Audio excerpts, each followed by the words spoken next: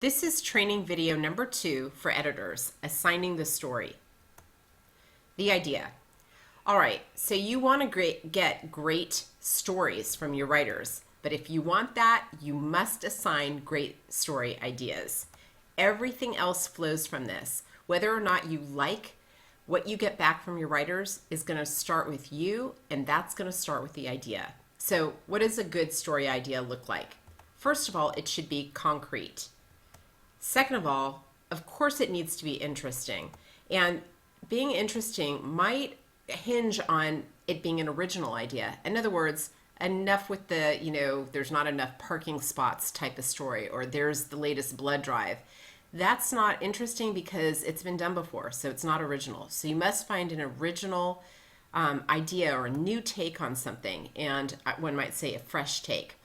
We work with this type of thing, how to brainstorm good story ideas in class, and think about the things that we've done in class, and how sometimes you can take a very old idea and flip it or come at it from a different person's perspective, etc. Finally, remember, a topic is not an idea. When you say, go cover the blood drive, that's not an idea. The blood drive is a topic. Or if you say, find out, the parking situation, that's not an idea yet. That's a topic. Don't leave the idea planning up to your writer unless they pitch the story to you. If you're the one assigning the story, don't give your writers topics. It's really not fair to them. You got to give them something more well-formed than that. And that leads us to assigning that actual idea. So now you have your good, fresh idea. You need to do some things with it because the idea is not the assignment. The assignment is more than that. The assignment needs to be very explicit and clear, especially because a lot of our writers are coming on without any other experience. So in your assignment, you should definitely include a potential angle. Now, as they do their reporting, they may discover another, alternate angle, or when they write the piece, you may see that they actually have a different angle or something else they can capitalize on, but you need to brainstorm what the potential angle of this story is going to be when you assign it.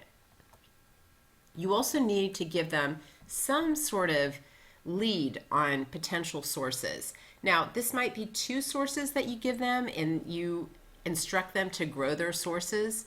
Not all of the work has to be on you for this, but you do need to give them a bone. You need to give them something to get them started. You also need to help the new writers anticipate what kind of problems they may have. For example, if you've assigned them a story on the student services side of things, you might want to warn them that they may have a hard time getting their sources. Or if one of their sources is somebody who's particularly busy, like the president of the college, you want to alert them to potential problems and tell them, get started on this early, and give them an open door on coming back to you if they're running into problems early in the process so that you can help them solve the process. Remember, you're the editor. You're there to help them. All right, due dates. You need to give them 3 due dates at least. One should be the quick hit deadline that we've talked about in the first video, a lead and 2 graphs. You should ask for this within a day or at most 2 days. You want to put a fire under your writer's butt and get them going immediately. And you want to be alerted to any problems that they're going to have with this immediately. Then give them a rough draft and a final draft due dates.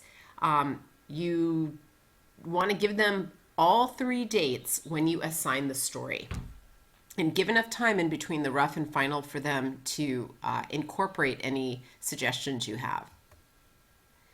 When you assign the story, instruct the writer to also get photos. You may, in fact, assign a separate photographer to go down and take photos, but the writer should take a photo too. So give them some ideas on what to look for and what to take.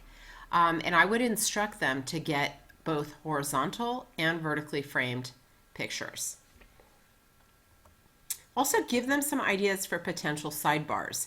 So if it's a story, say on, I don't know, the process of getting financial aid or something to do with financial aid, you might want to instruct them to have a sidebar, an info box with a number of different places they can go to you know, that they can apply to get additional money, scholarships or grants or whatever. Something like that. So give them ideas for sidebars and also give them ideas for multimedia extras. Remember, again, you're the editor and you want to think about how to layer the story. And this means not just assigning a story that's straight text, but also thinking, okay, how could you provide some added extra things for your reader, and how can you bring them from our print edition to our online sites? And this also includes social media. So be thinking about this and don't put all the responsibility on your writer. They need time to understand what they're doing, and you already do know what you're doing. And finally, write the idea down. This means putting all of these things in Kamiak and being very explicit. We no longer use assignment sheets, and actually we haven't used those for years. But don't just tell the writer these things. Now, of course, if you put it on Kamiak, it's always also a great idea to talk to the writer in person. But again, all of this stuff needs to be written down for them in Kamiak. Okay, that's it. Go give them great story assignments.